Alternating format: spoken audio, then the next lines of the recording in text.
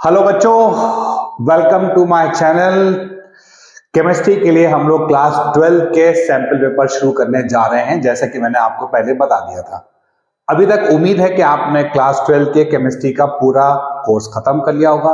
अब बहुत जरूरी है कि आप कई सारे सैंपल पेपर्स करें, उससे आपको आइडिया होगा कि पेपर किस तरीके का आता है बोर्ड में, और उससे आप यूज टू हो जाएंगे। एग्जामिनेशन में जाने से पहले आप प्रिपेयर्ड रहेंगे कि हमारे पास में किस टाइप के क्वेश्चंस आएंगे, कितने हमारे पास ऑब्जेक्टिव है, कितने शॉर्ट आंसर के हैं और कितने लॉन्ग आंसर के हैं। तो आप बने रहिए मेरे चैनल के साथ में। मैं आपको हर रोज सैंपल पेपर की प्रैक्टिस कराने जा रहा हूं, क्लास 12 की केमिस्ट्री की। तो देखिए बच्चों, सबसे पहली बात यह है कि जनरल इंस्ट्रक्शंस क्या होने वाले हैं। तो एक एक करके हम स्टार्ट करते हैं, हमारे पास टाइम बहुत प्रीशियस है। Let us start now. सबसे पहली बात बच्चों हमारे सामने है कि जनरल इंस्ट्रक्शंस क्या होते हैं पेपर के अंदर। तो बच्चों देखिए, हमारे पास लिखा हुआ है कि इसको हम थोड़ा सा इनलार्ज कर लेंगे, जिससे कि आपको देखने में और मजा आएगा। देखिए, इनलार्ज कर सकते हैं इसको अभी। फर्स्ट पॉइंट पर बच्चों हमारे सामने लिखा हुआ है, this question paper contains 33 questions. How many questions? 33 questions हैं एंड ऑल आर कंपल्सरी। कोई भी क्वेश्चन को आप छोड़ नहीं सकते हैं। All 33 questions are compulsory. This question paper is divided into 5 sections. Section A, B, C, D and E. ठीक है, बहुत अच्छी बात है भाई, यानी कि आपको पता चल गया कि we have 5 sections. Fine. अगले स्टेप के ऊपर हम आते हैं।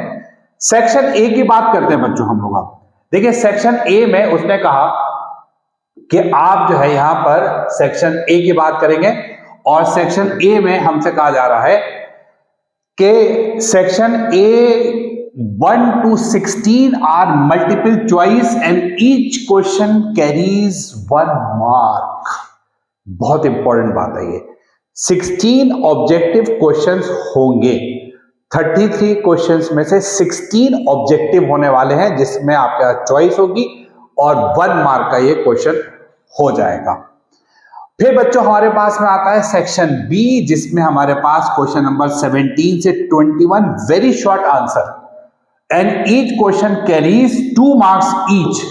Each question carries 2 marks each. बच्चों ये हमारे पास में 2 मार्क का हमारे पास में पेपर होने जा रहा है। ठीक है। देखिए बच्चों, आपके लिए जो इंस्ट्रक्शंस है ये बहुत जरूरी हो जाते हैं। वेरी शॉर्ट आंसर, यानी कि ये बहुत छोटा सा एक क्वेश्चन होगा आपके पास, जिसका आंसर शायद एक वर्ड का लिखिए आप, या बहुत ज्यादा अगर आप लिखेंगे तो 1 लाइन के अंदर आप इसको डिस्क्राइब कर देंगे। तो ये हो गया हमारे पास में सेक्शन बी। अब हम आते हैं बच्चों सेक्शन सी के ऊपर। तो 17 से 21 का मतलब क्या हो गया? देखिए गिनिए मेरे साथ, 17, 18, 19, 20, 21, 5 क्वेश्चंस जो है हमारे पास में वेरी शॉर्ट आंसर्स होंगे। 2 नंबर हमें मिलेंगे, यानी कि 10 नंबर के हमारे पास में हो गए वेरी शॉर्ट आंसर क्वेश्चन। बच्चों मैं आपको बताऊं बड़ी इंटरेस्टिंग बात, 16 क्वेश्चन 16 मार्क्स प्लस 10 मार्क्स 26 तो आपके बिल्कुल आसानी से लाने वाले नंबर हैं। इसमें ज्यादा परेशानी आपको होने वाली नहीं। अब आगे बढ़ते हैं हम लोग। अब हमसे कहा गया कि आप सेक्शन सी को करेंगे, इसमें 22 से 28 क्वेश्चंस हैं and each question carries 3 marks. अब 3 नंबर का आप देखिए एक बार फिर से, 22 से 28, 22, 23, 24, 25, 26, 27, 28, 7 क्वेश्चन 3 नंबर के हमारे पास में होंगे। उसके बाद में बच्चों ये अब हम जैसा कि जानते हैं कि ये हमारे पास अब केस बेस्ड स्टडीज होगी। 2 क्वेश्चन 29 और 30, 29 और 30। इसका मतलब ये होगा कि 2 आपको पैराग्राफ दे रखे होंगे, उन पैराग्राफ में आपको कुछ क्वेश्चन पूछे जाएंगे जो आपको आंसर करने होंगे। इसको कहते हैं केस बेस्ड स्टडीज क्वेश्चंस। तो आप देखिए 2 है तो 8 मार्क्स ये हो गया। एंड फाइनली सेक्शन ई में 31 से 33 तक हमारे पास में लॉन्ग आंसर क्वेश्चंस हो गए, यानी कि 31, 32 और 33 5 मार्क्स ईच। आगे देखिए, इसमें बड़ी इंपॉर्टेंट एक बात अब कही है, there is no overall choice, यानी कि पूरे के पूरे 33 क्वेश्चंस करने कंपलसरी है। कोई आपके पास में कोई ओवरऑल चॉइस नहीं है कि आप 33 में 32 कर लीजिए, लेकिन however an internal choice has been provided, यानी कि आपको इंटरनल चॉइस जो है वो प्रोवाइड करी गई है इन फ्यू क्वेश्चंस। ये देखिए आप यहां लिखा हुआ है इन फ्यू क्वेश्चंस। लेकिन कोई भी चॉइस जो है बच्चों हमारे पास सेक्शन ए में यानी कि ऑब्जेक्टिव पर नहीं होगी। ऑब्जेक्टिव पर there will be no choice. 16 का मतलब 16 और क्वेश्चन में चॉइस हो सकती है, सेक्शन बी में, सी में, डी में, ई में, बट ए में कोई चॉइस नहीं है। इसका मतलब ये हुआ कि आप ऑब्जेक्टिव तैयारी बहुत अच्छे से करने वाले हैं और हर लाइन को एनसीईआरटी की आप अच्छे तरीके से पढ़ लीजिएगा, ठीक है ना। तो ये हमारे पास में ध्यान रखने की बात है, we do not have any choice in section A. और उसके बाद में फिर कहा गया use of calculator is not allowed, और मैं इसमें एक बात और ऐड कर दूं, कैलकुलेटर के साथ साथ बच्चों लॉग टेबल भी अलाउड नहीं है। अब वो टाइम खत्म हो गया कि लॉग टेबल आपको मिले। अगर कोई क्वेश्चन आता है जो कि लॉग के ऊपर बेस्ड है, अब तरीका ये हो गया उस लॉग की वैल्यू उस क्वेश्चन के नीचे दे दी जाएगी, तो आपको लॉग के बारे में फिक्र करने की जरूरत नहीं होती है। तो बच्चों सबसे पहले हमने पढ़े हैं इंस्ट्रक्शंस। आज की क्लास मैंने अपने रखी है कि हम पहले एक सेक्शन को कवर करेंगे आज, ऑब्जेक्टिव के 16 क्वेश्चंस को। तो let us start now. Time को सेव करे रखने के लिए मैंने एक सेक्शन ओपन विंडो कर रखी है जिसमें हमारे सॉल्यूशंस है और एक तरफ क्वेश्चंस होंगे। ये मेरा मोड होगा पढ़ाने का। इससे क्या होगा, टाइम की सेविंग, क्योंकि देखिए 33 क्वेश्चंस को अगर मैं एक एक क्वेश्चन को सॉल्व कर करके लिखूंगा तो बहुत सारे वीडियोस बनाने पड़ेंगे सिर्फ एक सैंपल पेपर के लिए। तो इसीलिए हम लोग क्या करने वाले हैं, सॉल्यूशन इधर होगा, हम फटाफट इसको यहां पर नोट किया करेंगे। तो बच्चों बिना टाइम को वेस्ट करे हुए लेट अस स्टार्ट नाउ। देखिए भाई, हमारे सामने time allowed 3 hours, maximum marks हो गया 70, और हम एक एक करके क्वेश्चंस को बड़ा कर करके देखना शुरू करेंगे। तो देखिए बच्चों, यहां पर पहला क्वेश्चन हमारे सामने लिखा हुआ आ रहा है सेक्शन ए यानी कि ऑब्जेक्टिव का। क्या आ रहा है हमारे सामने बच्चों, ध्यान से देख लीजिए। क्वेश्चन में बच्चों ये कहते हैं कि डैश लगा दिया, obeys Rawls law in all stages of concentration. अब हमारे पास है बच्चों यहां पर 4 चॉइस है। तो ये क्वेश्चन किस चैप्टर का हो गया बच्चों, सॉल्यूशन के चैप्टर का।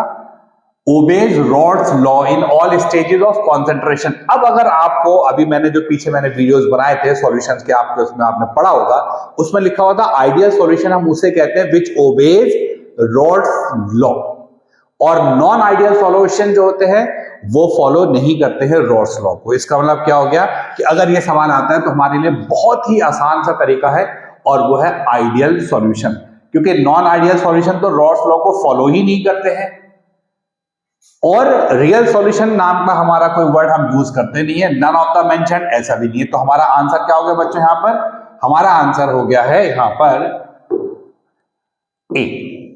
फर्स्ट क्वेश्चन का आंसर हमारे सामने क्लियर हो चुका है, इसका आंसर है ए। फाइन, चलिए साहब दूसरे क्वेश्चन के ऊपर हम आते हैं।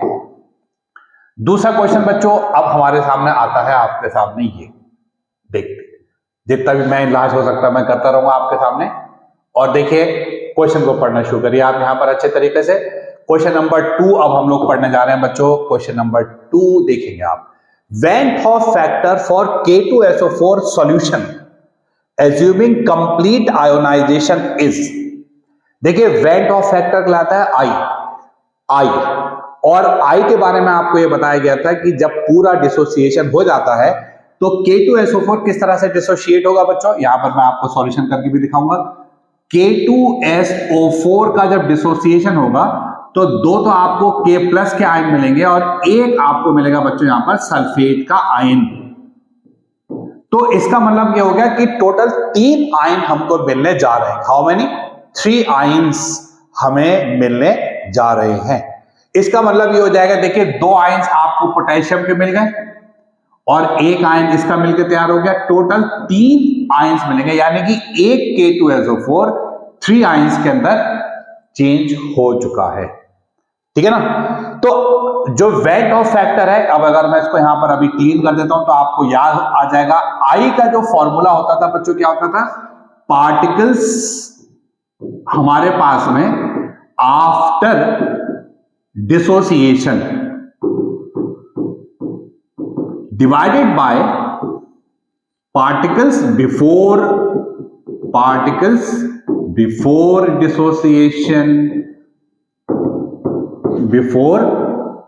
डिसोसिएशन। तो आपने अभी क्या देखा बच्चों, यहां पर पार्टिकल्स आफ्टर डिसोसिएशन कितने हो गए हमारे पास में 3, और पार्टिकल बिफोर है 1, तो हमारे पास में आई की वैल्यू कितनी आ गई है 3, तो आंसर क्या हो गया हमारे पास में, ठीक है भाई।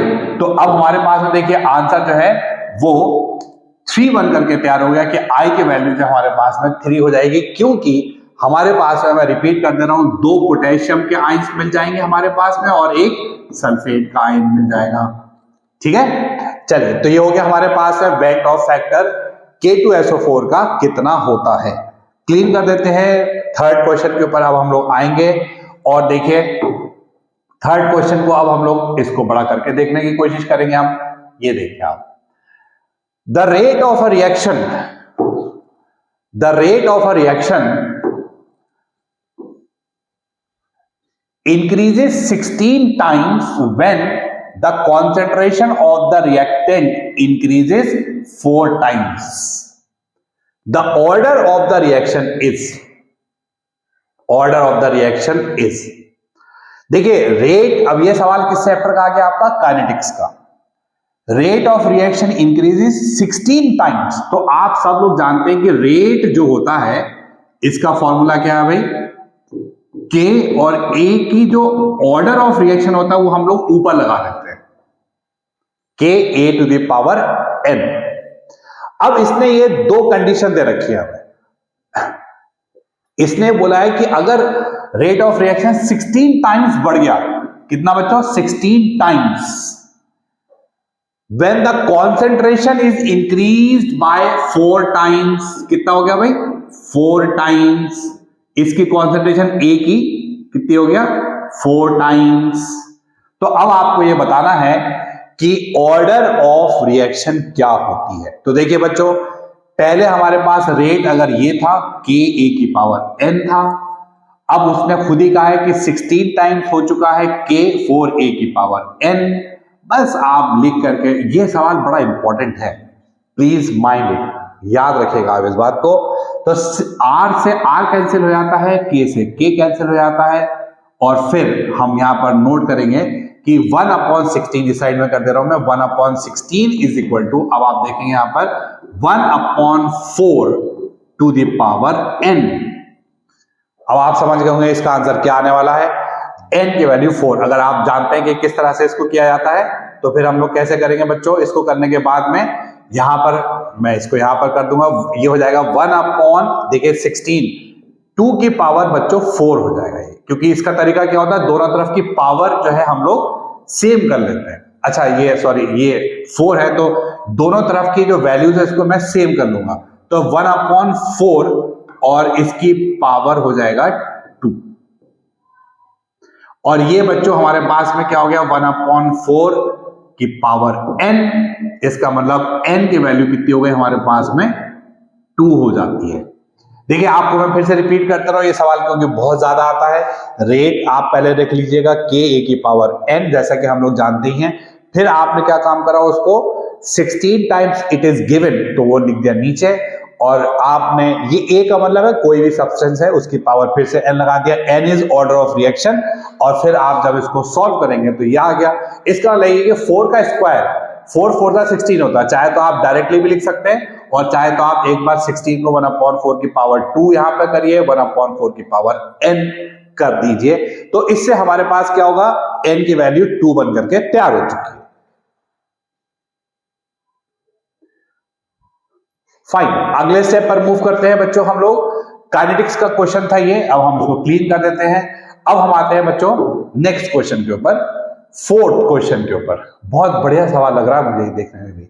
ट्रांजिशन मेटल्स, यानी कि ये डी ब्लॉक का सवाल आ गया, are known to make interstitial compounds formation of interstitial compounds make the transition metal more hard, more ductile, more soft, more metallic.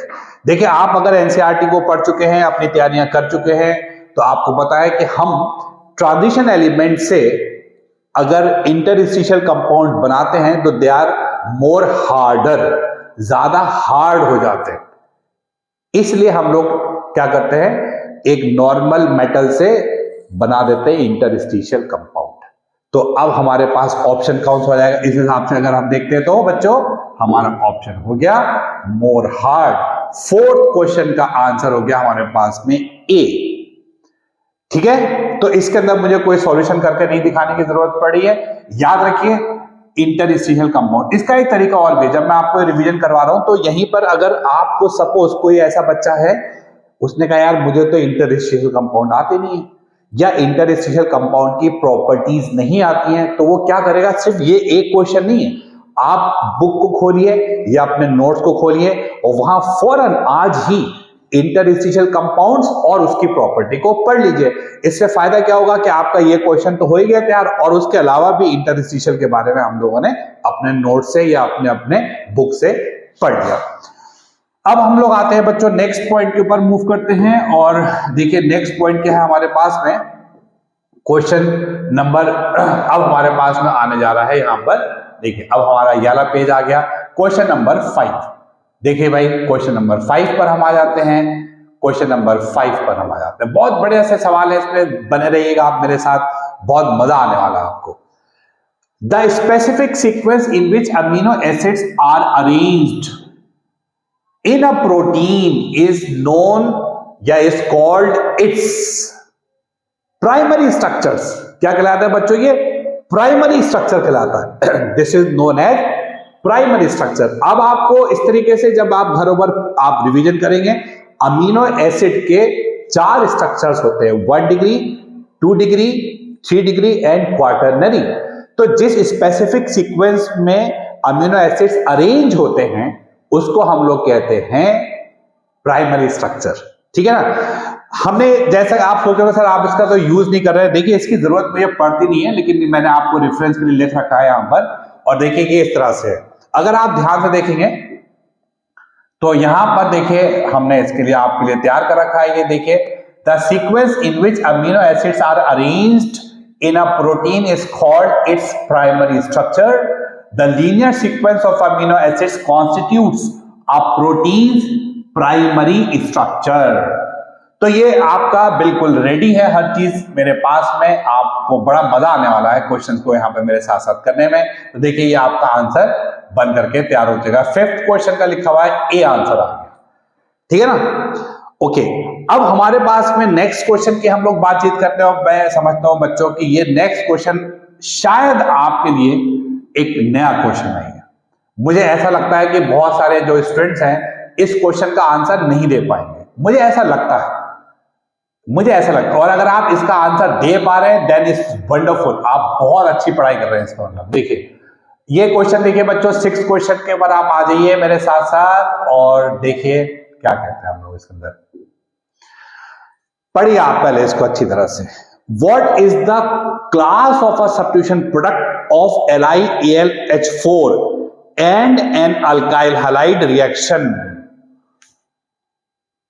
बहुत बढ़िया सवाल है ये तो शायद आप पहले पढ़ लीजिए क्योंकि कुछ बच्चे चाहेंगे सर अभी हमें पढ़ने तो दीजिए आप। What is the class of the substitution product of LiAlH4 and an alkyl halide reaction? शायद आप ये सवाल शायद आप समझ ही नहीं पाए। सुनिए आप ध्यान से। तो बच्चों क्या होता है कि अल्काइल हैलाइड, आपको अब ऑर्गेनिक पर आना है, CH3Cl। अल्काइल हैलाइड का जब रिडक्शन होता है LiAlH4 के साथ में, जब रिडक्शन होता है हम इसको ऐसे लिखते हैं, तो बच्चों हमारे पास में क्या बन जाता है CH4 प्लस HCl। ये तो है रिएक्शन, ये क्या है बच्चों हमारे पास में ये रिएक्शन है, ठीक है ना। अब ये हमारे पास में बन गया, ठीक है ना।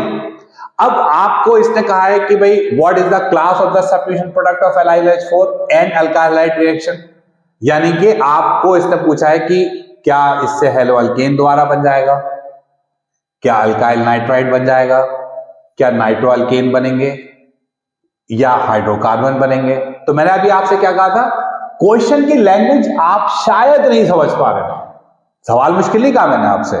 तो इसमें क्या होता है बच्चों कि अगर आपको ऐसा लगे तो ऑप्शन देख लेंगे हम। आप कह रहे हैं यार ये पूछना क्या चाहता है, कोई बात नहीं, आपने क्या करा, इसका ऑप्शन को देखा तो आपने पहले तो ये सोचा अच्छा भाई देखिए LiLH4 और अल्काइल हैलाइड की जब हम रिएक्शन करते हैं तो हमारे पास में इसका रिडक्शन हो जाता है और मीथेन बन जाता है।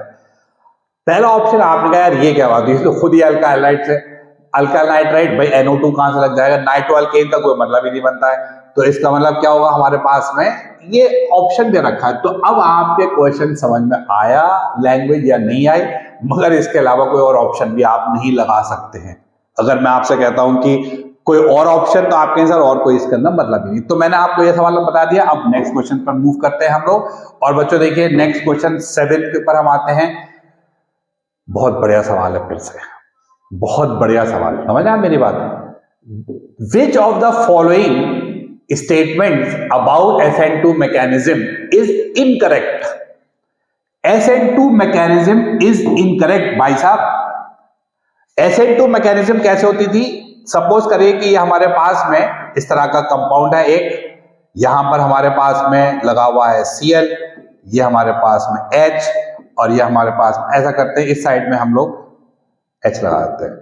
तो हमें पता है इसमें क्या होता था बच्चों, OH माइनस अटैक करने के लिए आएगा आपके पास में, और एक पहले ट्रांजिशन स्टेट बनेगी जिसके अंदर हम कहते हैं कि ये कुछ ऐसे बन जाएगा। इधर हमारे पास OH लगना शुरू हो चुका है, ये देखिए आप, और हमारे पास में ये H और ये H, और इधर से बच्चों हमारे पास Cl ने जाने की तैयारी कर ली है। This is known as transition state. इसको क्या कहते हैं बच्चों हम लोग, ट्रांजिशन स्टेट कहते हैं हम लोग। This is known as transition state. देखिए आप याद रखिए ट्रांजिशन स्टेट अनस्टेबल होती है क्योंकि इसमें कार्बन की वैलेंसी हो चुकी है 5। मैं सामने से हट जाता हूं क्योंकि आपको यहां पर देखना होता है। तो इन सॉल्यूशन में आप मेरा चेहरा कम देखेंगे क्योंकि मुझे साइड में हटना होता है, बोर्ड आपके सामने फोकस करना होता है। तो देखो बच्चों कितनी कार्बन की वैलेंसी दिखाई पड़ रही है आपको, you are actually seeing valency 5। और आप जानते हैं कि 5 जो है वो हमारे पास वैलेंसी कार्बन की नहीं होती है। इसका मतलब क्या होता है कि हमारे पास में जो ट्रांजिशन स्टेट होती है SN2 मैकेनिज्म के अंदर वो अनस्टेबल होती है।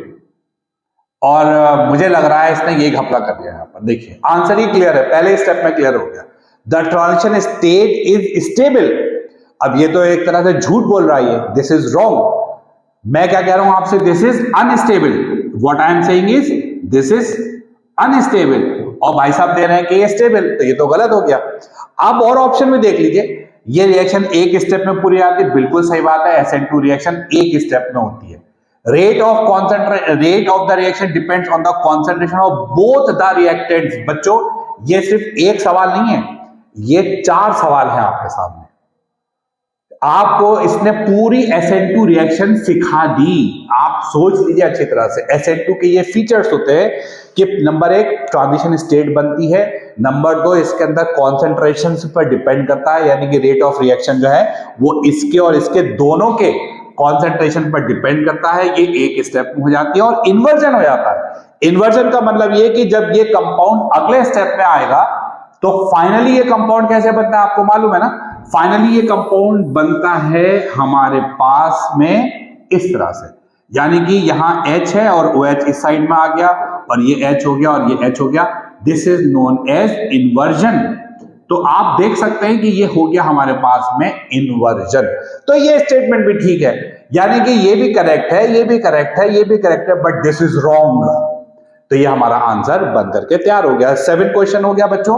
We have to move fast, otherwise हमारे लिए ये क्वेश्चन जो है वो करने में प्रॉब्लम खड़ी हो जाएगी ना। तो हम लोग को तेजी से मूव करना होगा। अब हम आते हैं क्वेश्चन नंबर 1 के ऊपर। तो देखिए ये क्वेश्चन हमारे पास में है, और वो है क्वेश्चन नंबर 8। थोड़ा सा और बड़ा कर देते हैं, हमारे पास गुंजाइश है बड़ा करने की अभी। तो देखिए बच्चों, ये हो गया हमारे पास क्वेश्चन इसका। यहां पर ये लिखा हुआ है, which alkyl halide react most readily by nucleophilic substitution reaction. देखिए मैं समझता हूं कि इसके अंदर आंसर बहुत आसान है। एनसीईआरटी में एक क्वेश्चन भी दिया हुआ है हमारे पास में, और वो देखिए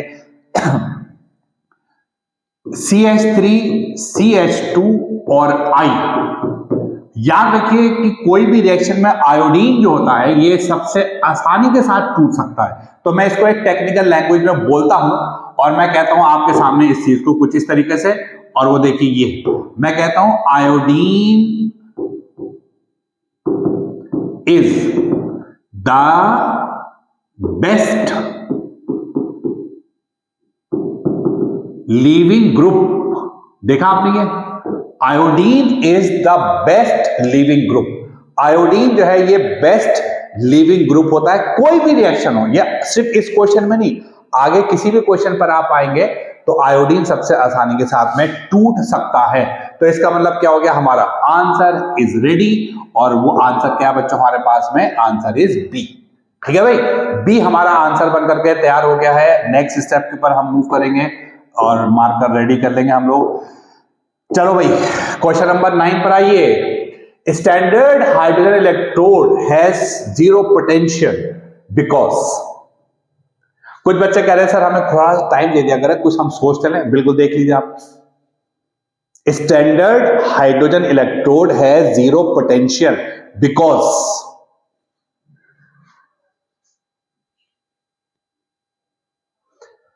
तो बिकॉज देखिए इसमें मैं आपको बता दूं कि यहां पर आपके लिए मैं पहले बताता हूं आपको, hydrogen atom has only one electron. इसका जीरो से क्या मतलब है भाई। अब देखिए एक टॉपिक आप लोगों ने क्लास 11 में पढ़ा था, SHE standard hydrogen electrode. Class 12 में भी पढ़ा है इसको। इसके दो नाम हैं, स्टैंडर्ड हाइड्रोजन इलेक्ट्रोड और नॉर्मल हाइड्रोजन इलेक्ट्रोड। तो बच्चों देखिए आप इसमें क्या करेंगे, आप इसके अंदर से अपने नोट से पढ़ लीजिए। वहां लिखा हुआ है कि electrode potential is assumed to be zero. Assume to be zero मतलब आर्बिट्रेली, यानी कि अपने मर्जी से, स्वेच्छा से हमने इसका पोटेंशियल जीरो नाम दिया है। जीरो लेने से क्या फायदा होता है, हम और एलिमेंट्स के इलेक्ट्रोड पोटेंशियल मेजर कर सकते हैं। एनसीईआरटी में एक क्वेश्चन भी है, how will you measure the electrode potential of magnesium. तो उसका आंसर क्या है, मैग्नीशियम को हम लोग जोड़ देते हैं, कपल कर देते हैं SHE के साथ में, और तब मैग्नीशियम का पोटेंशियल आ जाता है। तो इसीलिए क्या करा हमने, एक ये रेफरेंस इलेक्ट्रोड है। देखिए अगला कहीं क्वेश्चन ऐसा भी पूछा जा सकता है कि रेफरेंस इलेक्ट्रोड क्या होता है। देखिए रेफरेंस का मतलब क्या हुआ, हमने इसको एक रेफरेंस के तौर पर यूज किया और इसका वैल्यू एज्यूम कर लिया हमने जीरो, और आने वाले हर एलिमेंट का पोटेंशियल हम इसकी हेल्प से मेजर कर लेंगे। ये कोई फायदे की बात नहीं है, तो बेकार की बात है। Hydrogen is easiest to oxidise, या hydrogen is the lightest element, इन सब बातों से इलेक्ट्रोड पोटेंशियल जीरो होने का कोई भी मतलब नहीं है। नेक्स्ट क्वेश्चन पर हम आ जाते हैं। चलो भाई नेक्स्ट क्वेश्चन की बातचीत करते हैं। क्वेश्चन नंबर 10 पर हम लोग अब पहुंच चुके हैं। विच of the following process does not result in the production of alcohol. तो अब देखिए इससे क्या होगा, आप जल्दी से अपने दिमाग में अल्कोहल के रिएक्शंस को रिकॉल कर लीजिए और मुझे आप बता सकते हैं शायद आंसर बहुत जल्दी से। देखिए अल्कीन का आप कैटालिसिस करते हैं, हाइड्रेशन करते हैं, बहुत अच्छे से अल्कोहल बनता है। अल्डिहाइड का रिडक्शन आप करते हैं, बहुत अच्छे से आपके पास में अल्कोहल बनता है। हाइड्रोबोरेशन तो बहुत बढ़िया रिएक्शन मानी जाती है कभी भी अल्कोहल बनाने के लिए। एक ही इसमें मुझे कल्प्रिट दिखाई पड़ रहा है और वो है अपना ये अल्केन का फ्री रेडिकल से कोई लेना। भैया इससे क्या मतलब, अल्केन में क्लोरीन डालोगे, अल्केन का हैलोजनेशन तो मेरे भाई CH3Cl बनेगा ना, उसका अल्कोहल से क्या लेना देना है। तो इसीलिए ये हमने ऑप्शन यहां पर कर दिया। ठीक है, तो हमारा आंसर क्या हो गया बच्चों यहां पर बी, इस रिएक्शन से अल्कोहल नहीं बनेगा। अगला स्टेप, नेक्स्ट क्वेश्चन 11th लाया जाए भाई, ये क्वेश्चन भी बहुत प्यारा सा है। Ethers may be used as solvents because they react only with which of the following reactants. अब ये आपको हो सकता है कि आपने पढ़ा ही नहीं हो अभी तक, मे बी, मैं ये नहीं कह रहा हूं कि आपने नहीं पढ़ा तो कोई इसमें बुराई है। देखिए ईथर्स के बारे में मैं आपको बता दूं कि ईथर जो होते हैं वो क्या होते हैं। ईथर्स में बच्चों क्या होता है कि ये आपका CH3O और CH3, ईथर्स में क्या होता है कि दो लोन पेयर है ऑक्सीजन के ऊपर, तो it behaves as a Lewis base, याद रखिएगा इस बात को, क्योंकि ये आपका इलेक्ट्रॉन को डोनेट कर सकता है। किसी भी चीज के पास में अगर लोन पेयर होते हैं तो वो इलेक्ट्रॉन को डोनेट कर सकते हैं and they can act as Lewis base. Lone pair है इसके पास में। कोई बच्चा कहेगा सर अगर एसिडिक हो सकता है, नहीं, क्योंकि एसिडिक होने के लिए O पर हाइड्रोजन होना चाहिए था, वो है नहीं। इट हैज ओनली, क्या है इसके अंदर हमारे पास खास चीज बच्चों, देखिए नोट कर लीजिएगा एक बार फिर से, ऑक्सीजन के पास में दो लोन पेयर हैं और इलेक्ट्रॉन डोनेट कर सकता है और लुईस बेस है, तो it can only react with acid. यानी कि हमारे पास में ये केवल किसी एसिड के साथ में ही रिएक्ट कर सकता है। दिमाग में बात बैठा लीजिए। हो गए, बैठ गई दिमाग में बात? ओके, थोड़ा टाइम क्योंकि हमने बहुत इंपॉर्टेंट है हमारे लिए, बहुत प्रीशियस है, तो इस वजह से मुझे यहां पर तेजी के साथ में चीजों को लेकर के चलना है। 12 क्वेश्चन तो आप जवाब खुद देंगे, मेरे जवाब देने से पहले ही आप जवाब दे दो तो बहुत अच्छी बात है। ये क्वेश्चन को पढ़ लीजिए।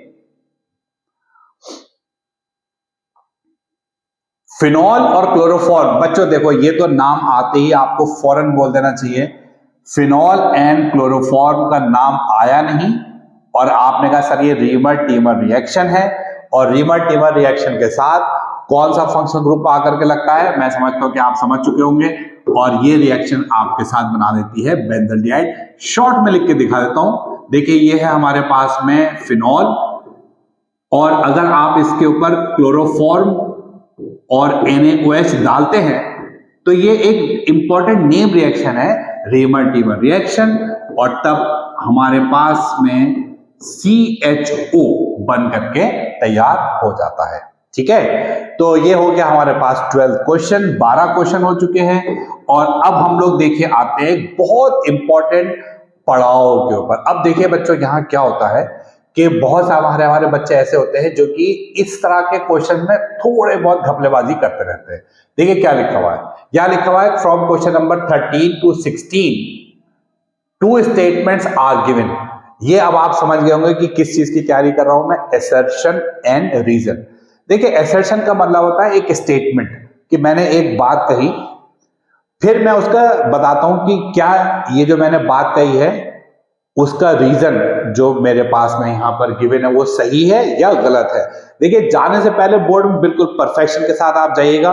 अगर आप यहां पर, इसको हम लोग कहते हैं असर्शन और रीजन के क्वेश्चंस, इसमें कुछ फिक्स्ड चीजें होती है हमारे पास में। इसमें क्या लिखा हुआ है कि आपका ए है एक असर्शन और एक है रीजन, तो आपका select the correct answer to these questions from the codes ABCD। Code A किसे कहते हैं? अगर आपका असर्शन यानी कि स्टेटमेंट और रीजन दोनों ही करेक्ट है, पहली चीज। और दूसरी बात यह है कि ये जो आपका रीजन है वो इसको अच्छे से एक्सप्लेन कर रहा है। देखिए क्या लिखा है, both assertion A and reason are true and reason is the correct explanation of the assertion। यानी कि A भी ठीक है, R भी ठीक है, और R जो है वो इस assertion का करेक्ट एक्सप्लेनेशन है, तो आप कोड A को टिक कर देंगे। अब अगले स्टेप पर आते हैं। अब क्या होता है, कभी कभी assertion भी ठीक है, रीजन भी ठीक है, लेकिन रीजन जो है वो इसको एक्सप्लेन नहीं कर पा रहा है सही तरह से, but the reason is not the correct explanation of the reason. जैसे मैंने आपसे कहा कि भाई हमारे इंडिया की राजधानी दिल्ली है, ठीक है, और मैंने ये कहा कि आजकल ठंड का मौसम चल रहा है, तो देखिए दोनों बातें सही हैं। आजकल विंटर चल रही है, ये बात भी ठीक है। इंडिया की कैपिटल दिल्ली है, ये बात भी ठीक है, बट दोनों एक दूसरे को एक्सप्लेन थोड़ी कर रहे हैं। दिल्ली इंडिया की कैपिटल है, ये कोई एक्सप्लेनेशन थोड़ी हो गया कि आजकल ठंड क्यों पड़ रही है। भाई ठंड तो इसलिए पड़ रही क्योंकि जो अर्थ है हमारी वो सन से दूर जा चुकी है। जब सन से दूर होती है तो विंटर्स आ जाती हैं, तो उसका असर्शन आप एक्सप्लेन नहीं कर पा रहे। दिल्ली इंडिया की कैपिटल है, इसका कोई लेना देना नहीं है कि ठंड जो है वो हमारे पास में इस वक्त कम पड़ रही है या ज्यादा पड़ रही है। अब अगले स्टेप पर हम आते हैं, code number C, assertion A is true but R is false। तो बात ही खत्म हो गई, ये कहलाता है कोड नंबर सी। और डी में क्या है, A तो false है but R is true। तो इस तरह से हम लोग देखेंगे बच्चों, हमारे पास 4 तरह के कोड्स, ये जो assertion और रीजन है ये आपके 12th में, उसके बाद नीट में, IIT में, CUET के पेपर में सब जगह आपको मिलेंगे। तो कोड लगभग यही रहते हैं सब जगह पर। पहला कोड होता है जिसमें A भी ठीक है, R भी ठीक है और R करेक्ट एक्सप्लेनेशन है ए का। दूसरे में ए ठीक है, आर ठीक है, but R is not the correct explanation of A. और तीसरे वाले के अंदर ए करेक्ट है बट आर इज फॉल्स, और चौथे वाले में A is false but R is true. तो नाउ लेट्स मूव फास्ट। अब हम लोग क्वेश्चन पर आ जाते हैं। अब देखिए हमारे पास में लिखा हुआ है क्वेश्चन, यहां से अभी तक देखिए हम लोगों ने, मैं आपको दिखाया तो 12 क्वेश्चंस कर लिए हैं। अब now we are moving to 13th question. तो देखिए 13th क्वेश्चन क्या है हमारे पास, ये कहते हैं ये कह रहे हैं बच्चों हमारे पास और बड़ा कर देते हैं। 13th क्वेश्चन में कहा गया है कि असर्शन क्या है हमारे पास में, transition metals show variable valency. Okay, बिल्कुल सही बात है, transition metals show variable valency. भाई साहब ट्रांजिशन मेटल तो मशहूर ही इस बात के लिए, Fe+2 Fe+3, निकेल+2 निकेल+3। तो इसका मतलब यह है transition metals show variable valence. बिल्कुल सही बात है, असर्शन बिल्कुल परफेक्ट है। आर क्या कहलाता है, reason, due to large energy difference between NS2। अरे भाई ये तो गलत हो गया इसका रीजन क्या है, they show variable state, large variable state, because there is less difference between NS2 and N-1d electrons. इसलिए NS2 के और N-d के दोनों के इलेक्ट्रॉन पार्टिसिपेट कर सकते हैं वैलेंसी के अंदर। यहां तो ये उल्टा कह रहा है, झूठ बोल रहा है भाई ये तो, यानी कि आप जो है रीजन हमें गलत दे रहे हैं। तो हमारा आंसर क्या हो जाएगा बच्चों इसके अंदर, हमारा answer A is correct but R is false, यानी कि हमारा आंसर हो गया इसके अंदर कोड के हिसाब से C। जरा मैं आपको कंफर्म करा दूं भाई, मैंने गलत तो नहीं कहा आपके सामने। क्वेश्चन नंबर है हमारे पास 13। देखिए भाई क्वेश्चन नंबर 13 का आंसर चेक कर लो भाई, क्या लिखा हुआ है हमारे पास। देखिए क्वेश्चन नंबर सी 13, मैं थोड़ा सा अंडरलाइन कर देता हूं। 13 ये है भाई साहब, आंसर क्या है, सी। 13 का आंसर है सी, ठीक है ना। तो इस तरह से हमारे पास में, इसको मैं क्लीन करके फिर वापस आ जाता हूं अपने उसके ऊपर, और चलो भाई वापस आ जाते हैं हम लोग। और ओके, तो अभी हमारे पास में 13th हो गया भाई। 14th क्वेश्चन पर आइए। 14th क्वेश्चन क्या कहते हैं, unit of rate constant of a zero order reaction and rate of reactions are same. थोड़ा सा बड़ा कर दूं क्या, ओके दीजिए बड़ा कर देते हैं। देखो भाई जम के देखो, जम के, राइट, फाइन। देखो भाई unit of rate constant of a zero order reaction, zero order की बात करें भाई, R is equal to K A to the power 0। तो जब किसी चीज की पावर 0 होती है तो बच्चों यहां R जो है वो K के बराबर हो जाता है, तो इसका ना यूनिट भी बराबर हो गई, मोल्स पर लीटर सेकेंड, और इसीलिए K की यूनिट भी मोल्स पर लीटर सेकेंड। तो असर्शन तो सही हो गया, ये कह रहे हैं units of rate constant of a zero order reaction and rate of reaction are the same. तो बिल्कुल सही बात है, ये असर्शन तो सही हो गया भाई। अब हम लोग जो है देखिए क्या करेंगे इसको, कि हम देखते हैं भाई इसका अगला पार्ट यहां पर है हमारे पास में, रीजन। देखो भाई रीजन, इसका रीजन ये कह रहे हैं कि in zero order reaction the rate of reaction is independent of the concentration of reactants. यानी कि ये कह रहे हैं कि हमारे पास में रेट ऑफ रिएक्शन जो है this is independent of concentration. Independent, इसके ऊपर डिपेंड नहीं करता है, तो ये बात भी ठीक है। मगर ये इसका कुछ मुझे करेक्ट एक्सप्लेनेशन नहीं मालूम पड़ रहा है। करेक्ट एक्सप्लेनेशन तो ये होता है क्योंकि R और K बराबर होते हैं एक दूसरे के, इसलिए इनकी यूनिट्स बराबर हो जाती है।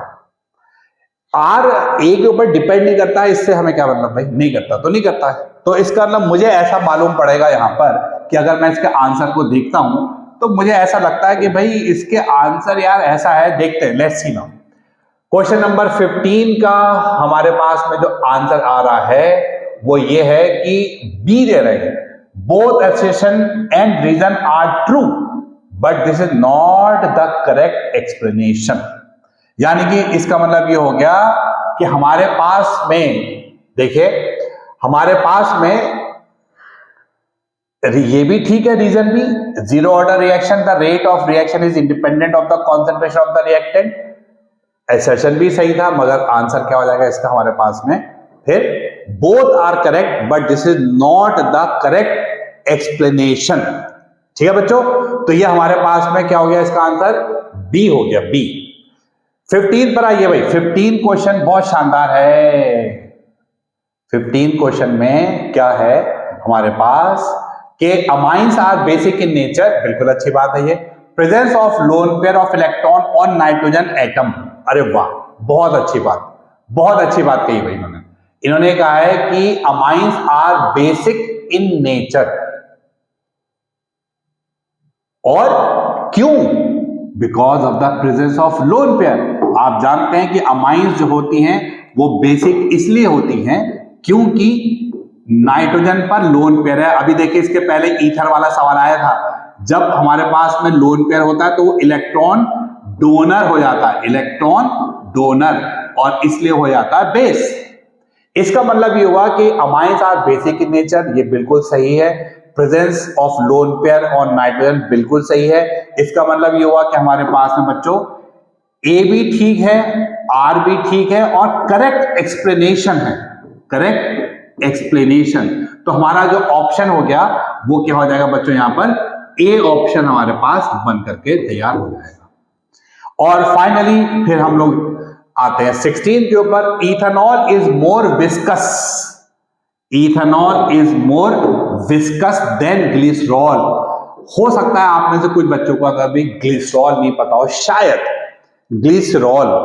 तो क्या होता है बच्चों यहां पर कि ये तो है alcohol CH3 ethanol, CH3 CH2OH, और ग्लिसरॉल ऐसा हमारे कोर्स में नहीं है, लेकिन इसका नाम हमारे पास में चलता रहता है, CH2OH, CH के ऊपर OH और CH2 के ऊपर OH। This is what, glycerol. बच्चों देखो ये बहुत विस्कस होता है। क्यों होता है विस्कस ये, क्योंकि इसमें हाइड्रोजन बॉन्डिंग बहुत ज्यादा होगी। देखिए यहां पर केवल एक ही OH है, यहां 3 हाइड्रोजन बॉन्डिंग, 1 2 3, यहां पे लिख देता हूं 3 हाइड्रोजन बॉन्ड। 3 हाइड्रोजन बॉन्ड के कारण से ये बहुत गाढ़ा होता है, विस्कस। तो इसलिए हम लोग यहां पर क्या देखेंगे, अब क्वेश्चन को देखिए आप, ethanol is more viscous than glycerol, ethanol is more viscous than glycerol, झूठ, एक नंबर का लायर, दिस इज रॉन्ग, गलत, यानी कि assertion is wrong. Both possess hydrogen bonding, यार ये बात तो सही है। देखिए हाइड्रोजन बॉन्डिंग तो इसमें भी है, हाइड्रोजन बॉन्डिंग तो इसमें भी, इसमें ज्यादा है वो एक अलग बात है, but both possess hydrogen bonding, इसका मतलब है ये तो ठीक है। तो इसका ना असर्शन इज रॉन्ग, असर्शन तो हो गया भाई साहब गलत। हाँ रीजन सही है हमारा, रीजन जो है हमारे पास में ये ठीक है। तो ऑप्शन क्या हो जाएगा हमारे पास है बच्चे यहाँ पर डी। अगर आप देखें तो आपको बताया गया था डी ऑप्शन हमारे पास हो जाएगा। तो अब देखिए बच्चों, आप तरीका मेरा समझ गए होंगे कि ये क्लासेस आपकी मैं रोज लेने वाला हूं यहाँ पर। मेरे आप वीडियो को सब्सक्राइब कर लीजिएगा चैनल को, जिससे कि आपको बहुत फायदा होगा। देखिए अब मैं आपको पूरा पेपर एक बार दोबारा दिखा के आज की क्लास खत्म करता हूं, और देखिए ये ऐसे है, ठीक है। अब हम इसको पूरा ले लेंगे यहाँ पर और फटाफट देखेंगे इस तरह से। ये हमारे पास में इंस्ट्रक्शंस हैं। ये अब मैं साइड हो जाऊंगा क्योंकि आप वीडियो का मैं एंड कर रहा हूं आज की, तो आप जब बाद में रिवाइज करेंगे तो आप देखते रहिए, दीज आर द इंस्ट्रक्शंस। मैं साइड में हो गया, क्वेश्चन देखते रहिए आप, मैं आपके सामने लगा दूंगा। ये क्वेश्चन बड़े कर देता हूं जिससे कि आपके फुल स्क्रीन के ऊपर मैं बल्कि आपको इसके इंस्ट्रक्शन भी बड़े करके दिखाऊं एक बार, तो आप देख पाएंगे यहां पर questions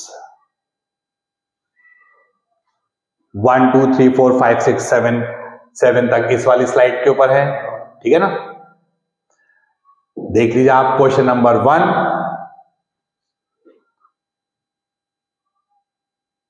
question number 2, question number 3, question number 4, question number 5,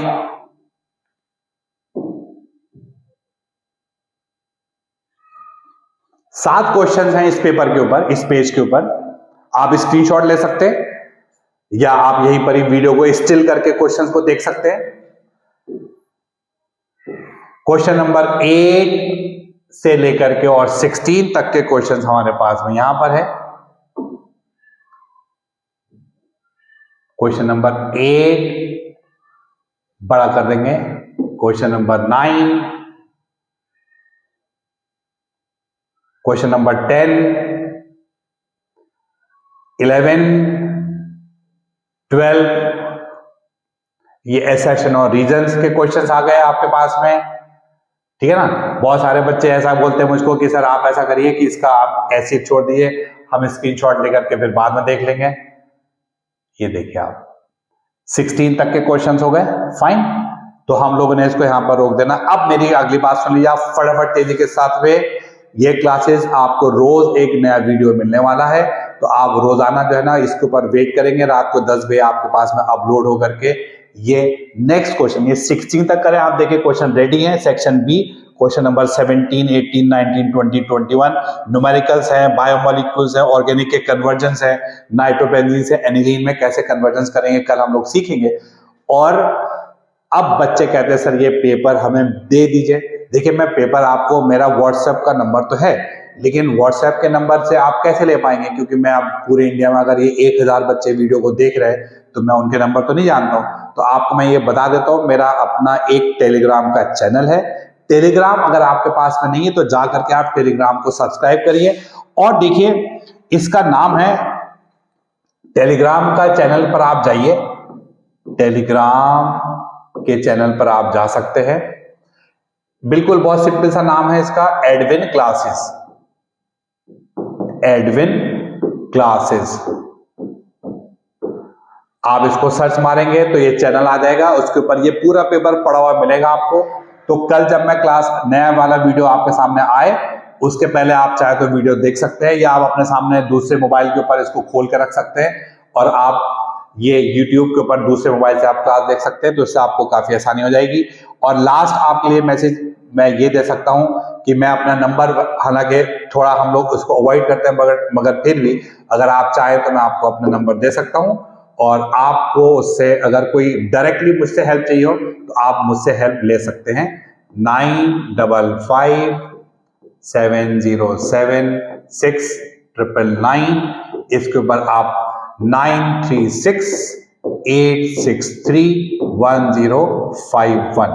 तो आप प्रिफर करेंगे कि आप इस वाले मोबाइल के ऊपर आप मुझे मैसेज कर सकते हैं। आप मुझे जो है फोन के ऊपर आप मैसेज करेंगे तो मैं आपको रिप्लाई कर दूंगा। मैं आज के लिए इतना ही रहेगा। Good bye, take care. कल हम लोग फिर से मिलते हैं, ठीक है, बाय बाय।